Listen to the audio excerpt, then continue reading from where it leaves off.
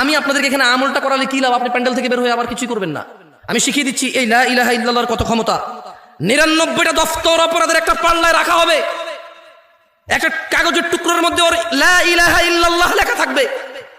আল্লাহ ওই লা ইলাহা ইল্লাল্লাহ ওকে বলবে যে ওর মিজানে দিতে, ও বলবে যে ইয়া আল্লাহ 99টা দফতর অপরাধের আর লা ইলাহা ইল্লাল্লাহ। আল্লাহ আপনি কি বলছেন? আল্লাহ আল্লাহ বলবে যে ঠিক আছে তুমি দেখো না। ওর এই কাগজের টুকরো লা ইলাহা ইল্লাল্লাহ ওর পাল্লার মধ্যে রাখবে, ওর লা ইলাহা ইল্লাল্লাহ ভারী হবে।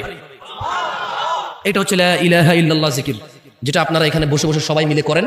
আপনাদের কাছে মনে হচ্ছে এটা একটা আনুষ্ঠানিকতা, কেউ একজন আসবে এখানে, এসে আপনারা সবাই বসে থাকবেন, এরপরে তার সাথে বলবেন লা ইলাহা, ব্যাস, এরপরে শেষ। এটা নাই, এখান থেকে উঠছেন নাই, ঘরে গেছেন নাই, দোকানে গেছেন নাই, রাস্তাঘাটে নাই, মসজিদে নিজে নিজে নাই, শুধু মাহফিলের একটা অনুষ্ঠান।